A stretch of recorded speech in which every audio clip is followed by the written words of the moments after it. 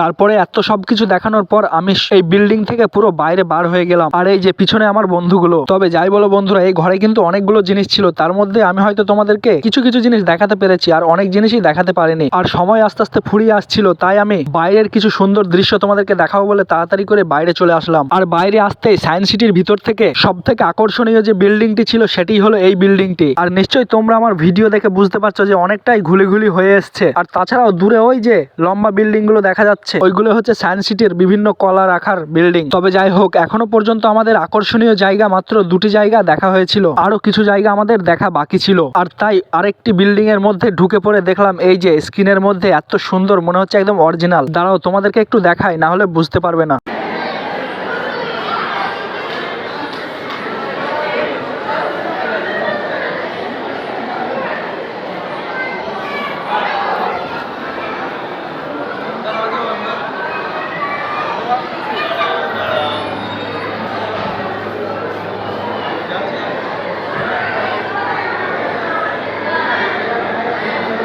আর এটি হলো একটি নকল মিসাইল। আর হ্যাঁ, এই মিসাইল ছাড়া আরো অনেক সুন্দর সুন্দর জিনিস ছিল, যেমন এই যে এই বিল্ডিং গুলো, এগুলো বোঝাতে চাইছে যে আমরা যে বিল্ডিং গুলো ঢুকছি তার এক একটি আকৃতি কাচের মধ্যে দেওয়া রয়েছে। এই দেখো, এই বিল্ডিংটি আবার পাই করে পাক মারতেছে। আর হ্যাঁ, কি সুন্দর সুন্দর কলা যে এই সায়েন্স সিটির মধ্যে রয়েছে, তোমরা না আসলে কেউ বুঝতেই পারবে না। আশা করি এখনো পর্যন্ত সবাই চলে এসছো, আমি একমাত্র বাদ ছিলাম। আর এই যে এখন তোমাদের সামনে যেটি তুলে ধরছি, এটি দেখে হয়তো অনেকেই চিনতে পারছো। এটি একটি জিনিসের প্রতিচ্ছবি তৈরি করেছে, আর সেটি হলো 2025-এ না 24-এ, আমার খেয়াল নেই অতটা, আমাদের দেশ থেকে চন্দ্র অভিযানে যে জিনিসটি গেছিল সেটি হলো এটি। আর হ্যাঁ, এটি কিন্তু আসলটি নয়, নকলটি। আর তারপরে এই যে এরকম ছোট ছোট অনেক জিনিসের প্রতিচ্ছবি ছিল। আর আমার সামনে এই যে সাদা দুটো জিনিস দেখতে পাচ্ছ, এই জিনিস দুটির মধ্যে চেপে ডাইনোসরের দুনিয়া দেখতে পাবে। তবে দুর্ভাগ্যবশত কোথায় টিকিট কাটতে হয় সেটাই আমি জানতাম না, তাই আমাদের প্রাক্তন প্রধানমন্ত্রী সোনিয়া গান্ধীর ছবিটা দেখে আমি চলে আসলাম বাইরে। আর বাইরে চলে আসলাম এইখানটায়, কারণ এখানটায় ছবি তোলার সব থেকে ভালো লোকেশন ছিল। জানি আমাদের থোবরা ভালো নয়, তবু ছবি কেমন হবে একটু দেখবো। আর এই যে সামনে এখন যে জায়গাটি দেখতে পাচ্ছ, এই যে এগুলো হচ্ছে পানির ফোয়ারা। এটাকে রাত্রিবেলায় দেখতে বেশি ভালো লাগবে, কারণ গানের তালে তালে এই পানিগুলো ডান্স করে। আর হ্যাঁ, তোমাদেরকে তো বলতেই ভুলে গেছিলাম, বাইরেও কিন্তু একটা মিসাইল পার্ক ছিল, আর সেখানে গিয়েও কিছু ছবি তুলেছিলাম। আর হ্যাঁ, আমার মিনি ব্লগের কিন্তু আরেকটি পার্ট হবে।